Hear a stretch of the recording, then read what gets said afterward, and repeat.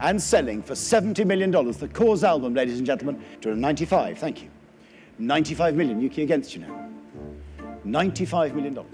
$100 million, ladies and gentlemen, on Yuki Tarashi's telephone. I sell now the Cause album for $100 million against this room.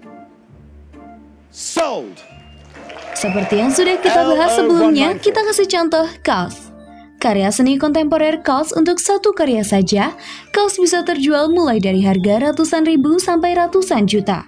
Rekornya, The Cause album yang pada dasarnya hanyalah karya rip-off dari karya original Simpsons The Yellow Album, yang mana itu hanyalah sebuah parodi dari album The Beatles, Sgt. Pepper's Lonely Hearts Club Band, dan berhasil terjual dengan harga $14,8 juta atau jika dirupiahkan dengan kurs dolar saat ini, $230.776.400.000.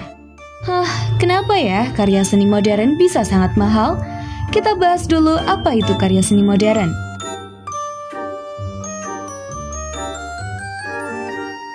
Seni modern merupakan gerakan seni rupa yang muncul pada akhir abad ke-19 dan awal abad ke-20.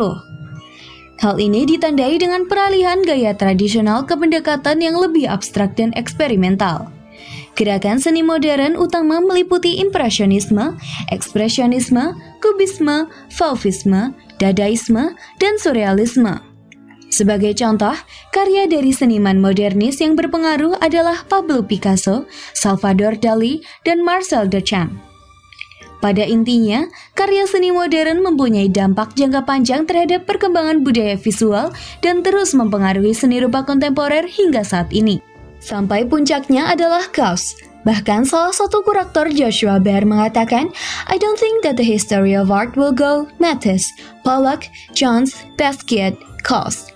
If you think that Paris Hilton and the Kardashians are important cultural figures, then you are likely to think Cause is an important artist. Lalu, apa yang menyebabkan karya-karya mereka bisa begitu mahal? Jawabannya simple, rumus dasar ekonomi, supply and demand.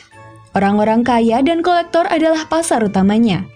Baik kolektor seni murni dari karya Picasso sebagai contoh, atau memang para investor yang bermain di ranah seni. Dan karya asli dari Picasso hanya tersisa beberapa saja di dunia.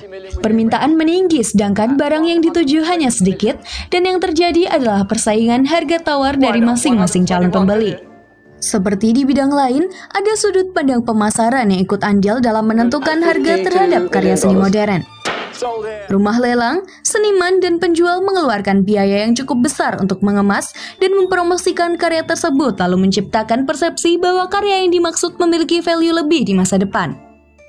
Belum lagi ketika kita membicarakan reputasi dari sosok senimannya. Biasanya, karya yang seniman buat memiliki sentimen rasa tersendiri dan berkesinambungan dengan usaha yang dikeluarkan. Status sosial, branding, dan investasi masa depan adalah tiga hal yang otomatis mengikuti. Kesimpulannya, ada banyak faktor yang mempengaruhi kenapa harga karya seni modern bisa begitu mahal.